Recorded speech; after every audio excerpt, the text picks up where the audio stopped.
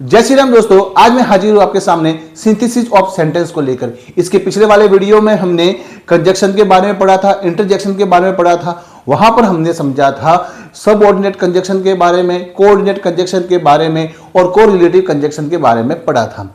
फिर हमने इंटरजेक्शन को समझा था। आज हम पढ़ने वाले हैं सिंथेसिस ऑफ सेंटेंस। अब उन कंजक्शन और इंटरजेक्शन का प्रयोग हम इन सिंथेसिस ऑफ सेंटेंस में करने वाले हैं और इसको समझने वाले हैं। अब ये पॉइंट उससे आगे बढ़कर है। मैं भगवत सिंह आप सबका स्वागत करता हूं अपनी इंग्लिश की मास्टर क्लास में, जहां पर मैं इंग्लिश बेसिक से एडवांस लेवल तक की पढ़ा रहा हूं। यह इंग्लिश ग्रामर कक्षा 6 से 12 तक के विद्यार्थियों के लिए तथा कंपटीशन की एग्जाम की तैयारी करने वाले भाइयों के लिए उपयोगी सिद्ध होगी। यदि आप इस चैनल पे नए हैं तो चैनल को सब्सक्राइब करें, बेल आइकन को दबा देवे, जिससे इस वीडियो सीरीज के प्रत्येक वीडियो आपको सही समय पर मिल सके। तो शुरू करते हैं आज हमारी ये क्लास। इस क्लास को शुरू करने से पहले आपको एक साथ में कॉपी रखनी है और एक पेन रखनी है, जिससे आप नोट डाउन कर सको। पास की स्लाइड में लिखा हुआ मैं समझाते हुए जा रहा हूं, जिससे आपको समझ में आसानी से आ जाएगा। नाम है synthesis of sentences.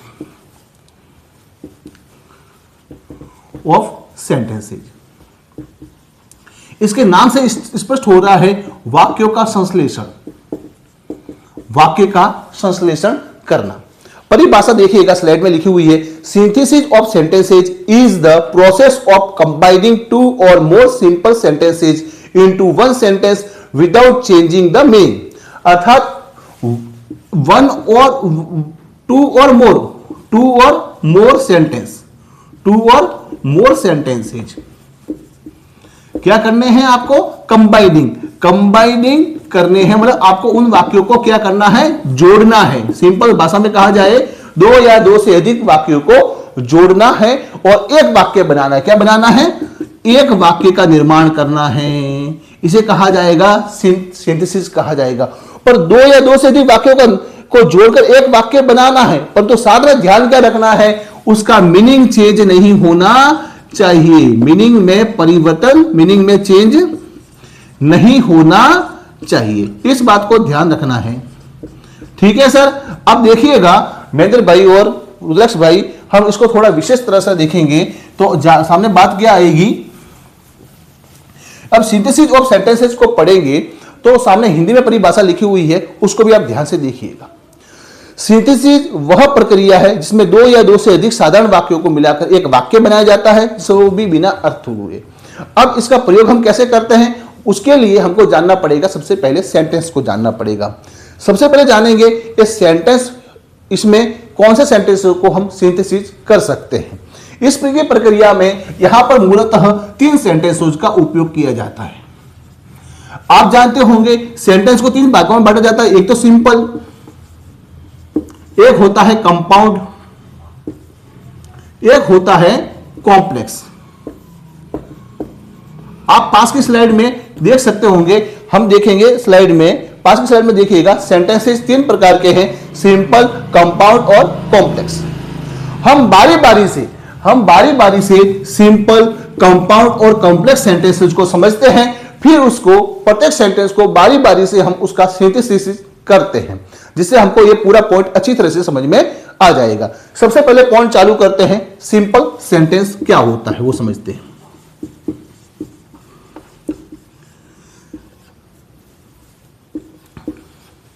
Simple sentence क्या होता है उसको समझते हैं। परिभाषा देखिएगा पास की स्लाइड में। A simple sentence contains only one finite verb. Simple sentence वो होता है जिसमें एक फाइनाइट वर्ब होती है, वह साधारण वाक्य कहलाता है। क्या होता है? एक उसमें क्या होती है? फाइनाइट वर्ब होती है। फाइनाइट वर्ब क्या कौन कौन सी होती है, उसके लिए आपको सबसे पहले याद रखना पड़ेगा। कोई भी वर्ब हो सकती है, वह सहायक क्रिया वाली वर्ब भी हो सकती है। वह समय, स्थान आदि के आधार पर, समय, टेंस, टाइम, टेंस आदि के आधार पर क्या करनी चाहिए? उसके सब्जेक्ट के साथ में क्या करना चाहिए? कोऑर्डिनेशन करनी चाहिए। ये होती है फाइनाइट वर्ब। ठीक है। वह पुरुष के आधार पर, नंबर के आधार पर क्या करती है? अपने आप को बदल सकती है, उसे कहेंगे फाइनाइट वर्ब। अब सिंपल सेंटेंस में आपके सामने लिख के देखता हूं, एग्जांपल देखिएगा।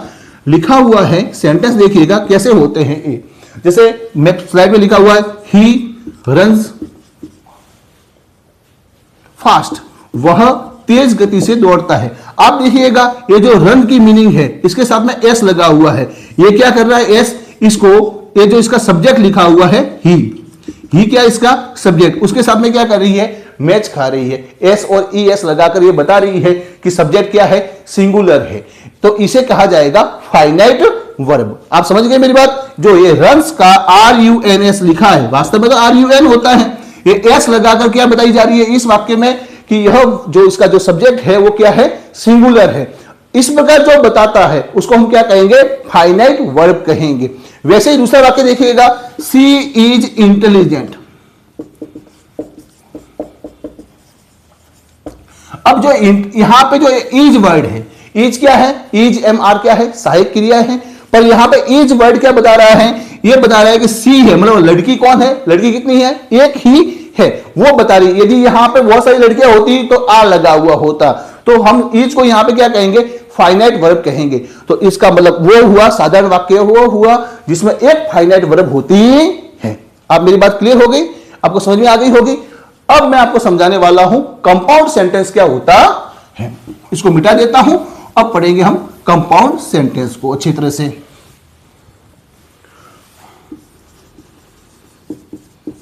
कंपाउंड सेंटेंस स्लाइड में देखिएगा, पास में कंपाउंड सेंटेंस की परिभाषा देखिएगा। A compound sentence consist of 2 और मोर इंडिपेंडेंट क्लाउजेज। अब पहले क्लाउजेज क्या होते हैं, उपवाक्य। क्या होते हैं, उपवाक्य। जहां पर कंपाउंड सेंटेंस क्या होता है, जिसमें क्या होते हो, 2 या 2 से अधिक मुख्य वाक्य, 2 या 2 से क्या हो, अधिक मुख्य उपवाक्य, और साथ में क्या होना चाहिए, वो सब जुड़े हुए किसके आधार पर हुए होने चाहिए, वो जुड़े हुए होने चाहिए कोऑर्डिनेटिंग कंजक्शन के आधार पर जुड़े हुए होने चाहिए। कोऑर्डिनेटिंग कंजक्शन के आधार पर जुड़े हुए होने चाहिए। अब आप पूछोगे कि सर एक कोऑर्डिनेटिंग कंजक्शन है कौन कौन से, इसके लिए आपको क्या करना पड़ेगा, मेरा जो कंजक्शन वाला वीडियो है वो देखना पड़ेगा और उसको समझना पड़ेगा कि वो कोऑर्डिनेटिंग कंजक्शन है कौन कौन से। कुल मिलाकर कोऑर्डिनेटिंग कंजक्शन 7 होते हैं, आपको समझना होगा। वो मैंने बताया था कि इसको हमने फैन बॉयज नाम की एक ट्रिक से समझा था कि कोऑर्डिनेटिंग कंजक्शन F से हमने फॉर को लिखा था, A से हमने एंड को लिखा था, N से हमने नोर को लिखा था, B से हमने बट को लिखा था, वहीं पर O से हमने और को लिखा था, Y से येट को लिखा था, S से हमने सो को लिखा था। इस प्रकार इस सो को लिखा था। इस प्रकार हमने ये 7 प्रकार के हमने समझे थे कोऑर्डिनेटिंग कंजक्शन। आपको विस्तार से पढ़ने के लिए इसके लिए आपको जाना पड़ेगा, उस कंजक्शन वाले वीडियो पे जाना पड़ेगा और आपको अच्छी तरह से समझना होगा। मैंने आपको यहाँ पर मोटा मोटी बता दिया कि वो होते कौन कौन से हैं। आइए इसका यूज करके किस प्रकार हम एक वाक्य बना हुआ होता है उसको समझते हैं। एग्जाम्पल समझिएगा। एग्जाम्पल मैं लिख रहा हूं, यहां पे आप देखिएगा। हाँ, आप मैं मिटा रहा हूं, आप वीडियो पीछे लेकर इसको देखकर लिख सकते हैं, उसकी कोई टेंशन की बात नहीं है। एग्जाम्पल देखिएगा। एग्जाम्पल है, यहां पे लिखा हुआ है ही इज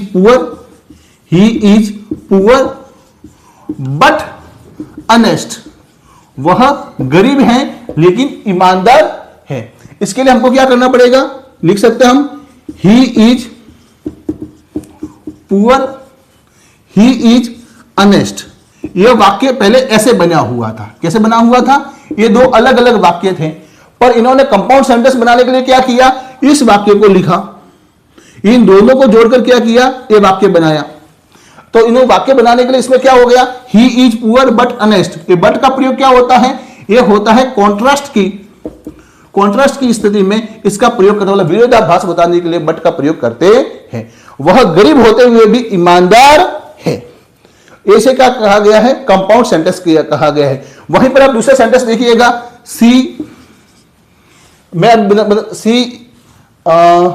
सन वह गाती है, सी डांस। बदलेगी कैसे, सी सेंग एंड डांस। वह गाती है और नाचती है। तो इसमें ये जो एंड वर्ड आया, मैंने बताया था आपको भी फैन बॉयज में, तो ये वाला जो वर्ड था वो एंड से संपर्क रख रहा था। तो ये एंड क्या बन गया, यहां पे एक कोऑर्डिनेटिंग कंजक्शन बन गया। ठीक है, तो इस प्रकार इन वाक्यों को क्या कहा जाएगा, कंपाउंड सेंटेंसेस कहा जाएगा, जहां पर दो या दो से अधिक उपवाक्यों को हम कोऑर्डिनेटिंग कंजक्शन लगाकर जोड़ते हैं, उनको कहा जाता है कंपाउंड सेंटेंस कहा जाता है। अब हम समझेंगे एक कॉम्प्लेक्स सेंटेंस क्या होता है, ये कौन सी बीमारी है, आइए इसको भी जान लेते हैं।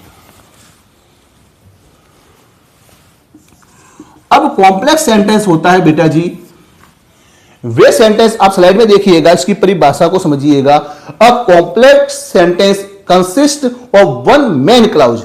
इसमें क्या होता है, एक भाई साहब मेन क्लाउज होता है और दूसरी क्या होता है, एक मेन क्लाउज होता है और दूसरे क्या होता है, उसके ऊपर डिपेंडेंट क्लाउज होते हैं। क्या होते हैं, डिपेंड क्लाउजेज होते हैं। इसके ऊपर निर्भर करता है, इन क्लाउजों का निर्भर होना होता है, ये इसके ऊपर निर्भर करते हैं। ये दो या दो से अधिक हो सकते हैं डिपेंडेंट क्लाउजेज। आप मेरी बात समझ गए होंगे। और ये सब जुड़े हुए किससे होते हैं, सब ऑर्डिनेट कंजक्शन से जुड़े हुए होते हैं। ये बात भी आपको दिमाग में रखनी है, तो आप इस वाक्यों को पहचान पाओगे। ठीक है, अब सब ऑर्डिनेट कंजक्शन क्या होता है वापस मैं कहूंगा, आप कंजक्शन वाले वीडियो को ध्यान से देखिएगा, जिससे आपको समझ में आ जाएगा कि सब ऑर्डिनेट कंजक्शन क्या होते हैं। इस पॉइंट को समझने के लिए आपको वो वीडियो जरूर देखने पड़ेंगे। मैंने पूरी ग्रामर, पार्ट्स ऑफ स्पीच पूरा समझा दिया है, मैंने फोनेटिक्स समझा दिए हैं, अब मैं सिंथेसिस ऑफ सेंटेंस को पढ़ा रहा हूं, जिसे ग्रामर अब मैं बेसिक से एडवांस की ओर धीरे धीरे पढ़ना शुरू हो गया। मैंने बेसिक ग्रामर कंप्लीट करवा दी है, अब मैं क्या करवा रहा हूं, थोड़ी एडवांस की ओर जाना शुरू हो चुका हूं। ठीक है, तो इस प्रकार आपको ये वाक्य बनेगा। चलो मैं आपको बताता हूं, एक एग्जाम्पल देखिएगा जो आपको आसानी से समझ में आ जाएगा। आई नो डेट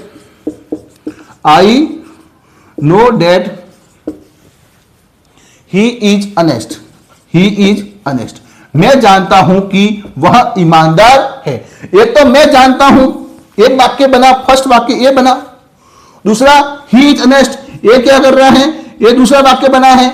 अब इन दोनों वाक्यों को क्या किया गया है, ये वाक्य किसके ऊपर निर्भर करता है, इस वाक्य के ऊपर निर्भर करता है। ये कौन सा वाक्य हुआ, मुख्य वाक्य हुआ, ये उसके ऊपर क्या करने वाला हुआ, डिपेंड करने वाला वाक्य हुआ। और ये दोनों वाक्य किससे जुड़े हुए, डेट से। डेट क्या है, सब ऑर्डिनेट कंजक्शन है। बात समझ गए मेरी बात, तो इनसे जुड़े हुए वाक्यों को क्या कहेंगे, कॉम्प्लेक्स सेंटेंस कहेंगे। अब आते हैं नेक्स्ट पॉइंट के ऊपर कि हम मूल पॉइंट क्या पढ़ रहे थे, सिंथेसिस ऑफ सेंटेंसेस पढ़ रहे थे। अब मैं आपको सिंथेसिस ऑफ सेंटेंस का पढ़ाना शुरू कर देता हूं। अगला भाग में सिंथेसिस ऑफ सेंटेंसेस पढ़ाना शुरू कर देता हूं, जिससे आपको दिमाग में क्लियर हो जाए, हम विषय का से भटकाव नहीं करें, हम एक एक को आसानी से समझ पाएंगे। पहले मैंने आपको पूरा बेसिक समझा दिया है, अब इसके ऊपर इस पॉइंट को शुरू कर रहा हूं। सिंथेसिस, अब देखिएगा अगली स्लाइड में, देखिएगा इसी स्लाइड में देखिएगा कॉम्प्लेक्स वाले में, तो इसमें देखिएगा synthesis in simple sentence. In simple sentences. अब यहां पर ये कैसे बनेगा, सिंथेसिस इन सिंपल सेंटेंस कैसे बनेगा।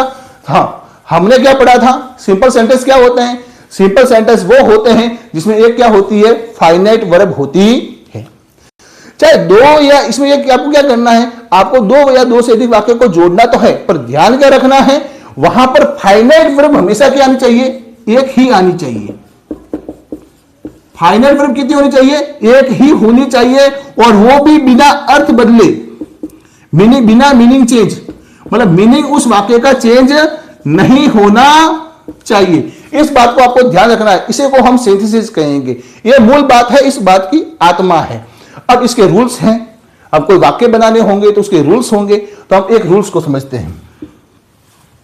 मैं यहां पे रूल्स लिखता हूं, इसको मिटा देता हूं, आपको रूल्स समझाता हूं। ठीक है सर, रूल्स क्या है, रूल्स हैं वाक्य को किसके आधार पर जोड़ना, पार्टिसिपल का यूज करके वाक्य को जोड़ना, बाय यूजिंग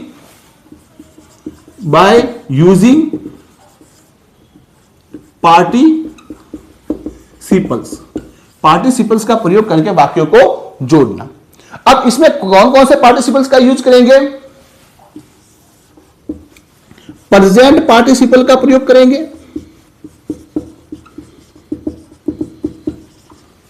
प्रेजेंट पार्टिसिपल का प्रयोग करेंगे और किसका प्रयोग करेंगे, परफेक्ट पार्टिसिपल का प्रयोग करेंगे। इस बात को ध्यान रखना है।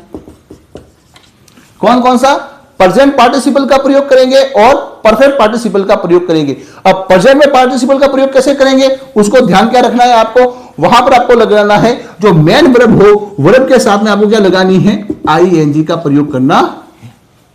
और यहां पर आपको प्रयोग करना है हैविंग। किसका प्रयोग करना है, ये इसका फॉर्मूला है, इसी को समझिए। हैविंग प्लस पास्ट पार्टिसिपल, मतलब पास्ट टेंस, पास्ट पार्टिसिपल, ठीक है।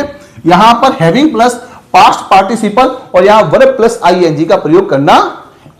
मेरी बात समझ गए आप। अब इसको हम क्या करेंगे, एक सेंटेंस बनाकर समझ पाते हैं कि यह क्या है, दोनों फॉर्मूले क्या है, फॉर्मूले। ये आपको याद रखना पड़ेगा कि यहां पर प्रेजेंट पार्टिसिपल का प्रयोग कैसे करना है और पास्ट पार्टिसिपल का प्रयोग हैविंग के साथ में कैसे करना है, वो दो फॉर्मूले आपको याद रखने पड़ेंगे, उस बात का ध्यान रखना है।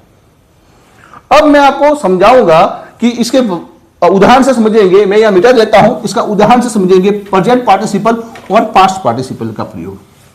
सबसे पहले मैं आपको उदाहरण से समझाता हूं, आपको प्रयोग करना, जैसे मैंने कहा था verb plus ING. Verb plus ING का मतलब present participle, present participle. Present लिख देता हूं और पार्टी लिख देता हूं, आप समझ जाएंगे, ठीक है सर।